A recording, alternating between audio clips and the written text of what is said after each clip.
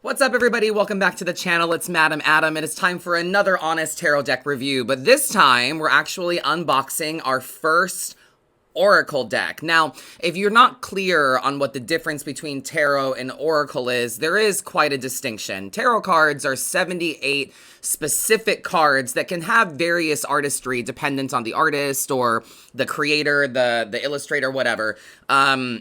But they're going to be 78 cards. It's going to be 78 cards that are the 22 major arcana, and then the rest of the pips or the minors. Oracle cards can literally be any number of cards with any kind of imagery or symbolism. It's meant to just be a method of cardomancy or divination that it's a bit more loose. It doesn't follow the structure of tarot, but it still has cards that have meaning, but it depends on the artist and what they create. So Oracle can be a bit more abstract. It can be a bit more loose than the structure that we're used to for tarot. So while I was at StarCon this past year, I got a whole bunch of decks, and one of them, I got to hang out once again with a fabulous creator, Miss Stacey Williams, and today we are going to be looking at her deck Rose, Dust, and Ashes, an oracle deck featuring cemetery symbols. And you can see the box is already in a coffin shape, and on the back of it, she made her headstone as her kind of, as her credits in the back here of the deck is done in a headstone style. So Rose, Dust, and Ashes, an oracle featuring cemetery symbols written by Stacey Williams, beloved wife and mother, illustrated also by the authoress. So she wrote the book on this. She's also did the art on this. Stacey is a fabulous artist. I have one of her other decks as well, the Southern Gothic Oracle. I have that one as well. Happy to review that one and show that one to you guys also if you're interested.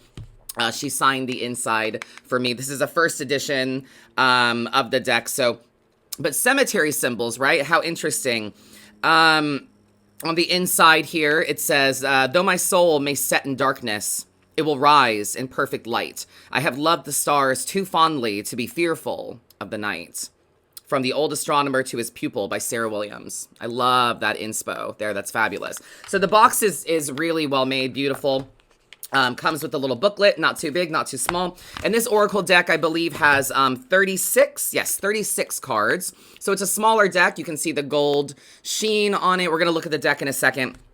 But I wanted to go through the guidebook a little bit with you all as well. So, let's see here. Cemetery symbols, right? Like how interesting, how unique to go and base a deck on the images of the cemetery. So let's read through some of this introduction written by Stacey. Have you ever walked through a historic cemetery and wondered about the art on some of the stone monuments and markers? The weeping angels, the anchors, the scrolls and doves. What do they all mean? Aside from being beautiful ways to wish a loved one farewell.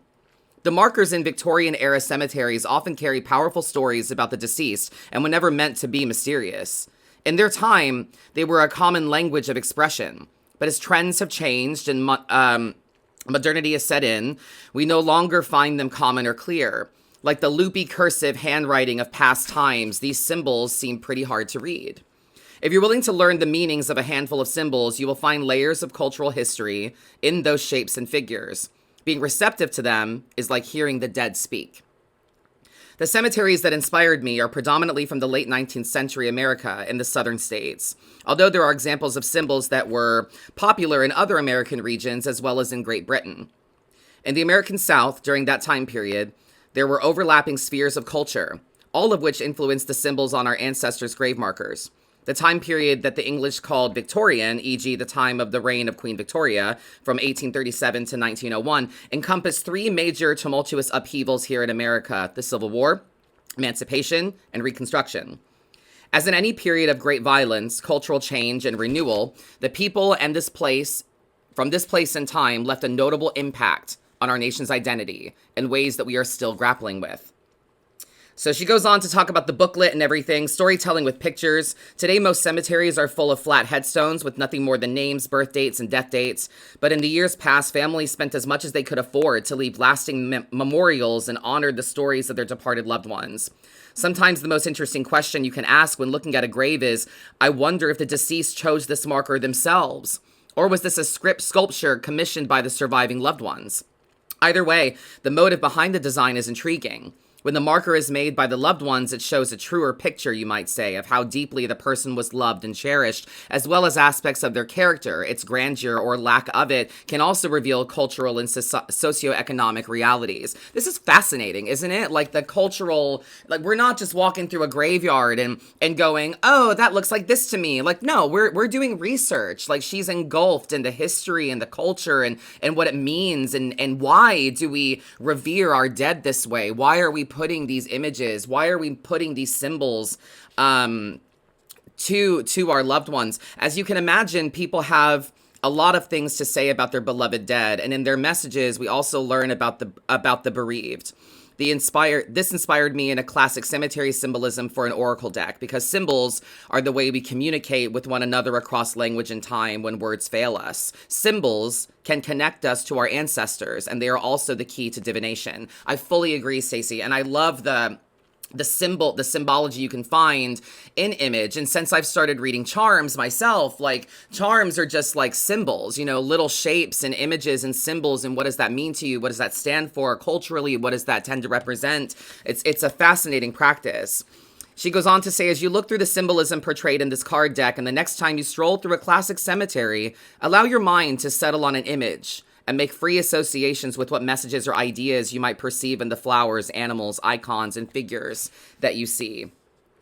She goes on to talk about how graveyards became cemeteries, how the Victorians viewed death and grieving.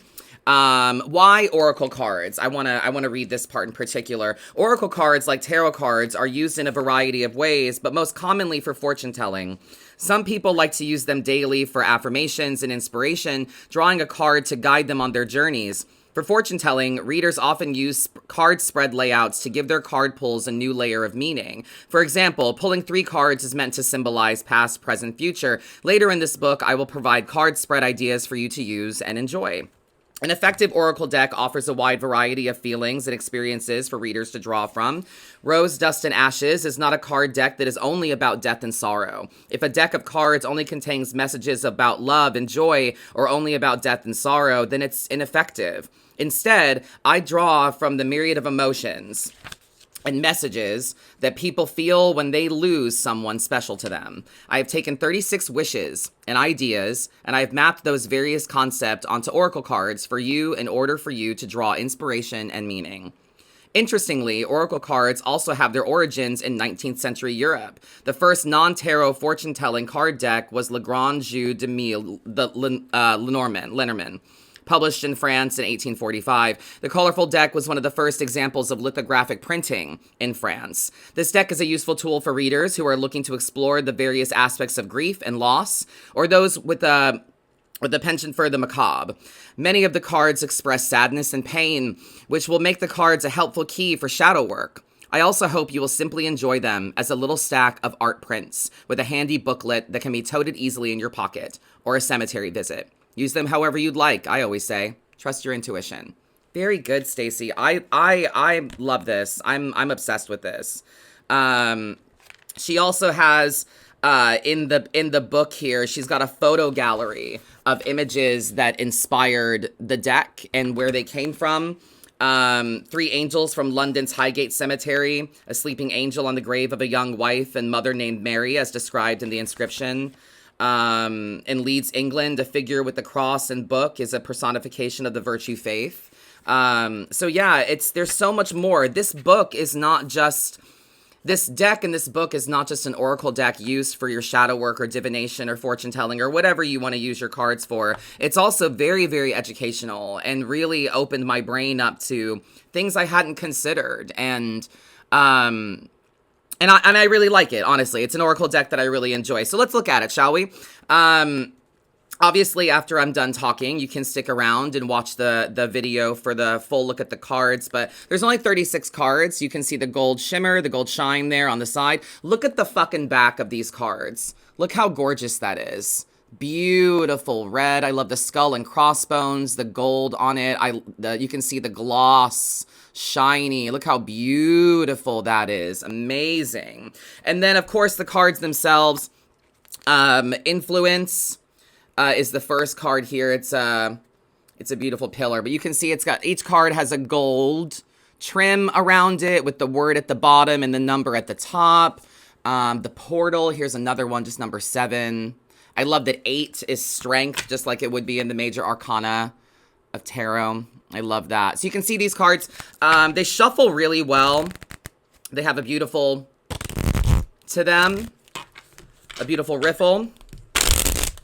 Shuffle really well in a classic way. I also you might shuffle them this way also. I think that a deck like this is very beginner friendly because it's small. It's only 36 cards. And the guidebook leads you properly towards what Stacey imagines you should take from it, and also what you take from it yourself. But yeah, innocence. Look at this one. Innocence. A little cherub, precious baby. We love that. The symbol of innocence. Let's see. Breakthrough. Number 25. That one's beautiful as well. Gorgeous. Breakthrough. I'm going to look at that one. Let's see how we describe and understand breakthroughs in this deck. Hands up. Hands that point up symbolize that the deceased has gone to heaven, a confirmation of life after death for the faithful. They have broken through the veil, so to speak, and passed into a higher eternal life. This is such a wonderful analogy for those of us still alive on earth and might, oh, I lost my spot. I might aspire to make a huge breakthrough from something ordinary to something amazing. A creative breakthrough especially is one that leads to new ideas, innovative solutions, and improved ways of doing things. If you have ever experienced it, it's a thrilling pinnacle of mental achievement, or at least it feels that way on the inside. But an idea is nothing until it's made real. Take your breakthrough and have the confidence to bring it to life. Breathe life into your idea, and do not be afraid to fail. Failure is certainly possible, but it is simply not at all a good enough reason not to try. Only those who make moves get to reap the rewards. I love that. I love the description, the understanding of why we picked the image, what the image tends to symbolize, and also the deeper meaning behind the symbol in relation to a reading or relation to your life journey. So I think this deck is wonderful. As an oracle deck, I think it's fantastic. As a primarily tarot reader, I like to take oracle and layer it on top of tarot. Or I might start with an oracle card to discover the theme of the reading or what the primary message might be for you today, and then use the tarot to kind of break it down further into greater detail. So do you fuck with oracle? Do you like oracle cards? Do you prefer tarot to oracle or vice versa? Let me know. As you look through some of these cards in the next section, let me know what images jump out at you, what resonates with you. Do you have past loved ones that you picked certain images for their sacred spaces, for their burials, for their cemetery plots, for their gravestones? Did you pick certain imagery, or was there something that you wanted specifically to write on a headstone or something like that? Is there a past loved one that story is told in the place of their passing? You know, let me know in the comments. Let me know what you guys think of this deck. I'm going to have the link in the description of where you can get this deck for yourself. I highly recommend. I don't remember how much it costs, to be honest with you, but Rose, Dust, and Ashes by Stacey Williams. She also has Southern Gothic Oracle. I'm happy to show that one to you guys as well. I look forward to showing you more Oracle decks in the future, and let me know what you think. I love the red, beautiful red background. I really can't get over how gorgeous these cards are. I grabbed it immediately when she showed it to me. Stacey is such a wonderful person, a beautiful artist, and just a fabulous human, and I hope you check out some of her work. Thank you guys for watching. Stick around for the whole deck in just a moment. Let me know what you guys think.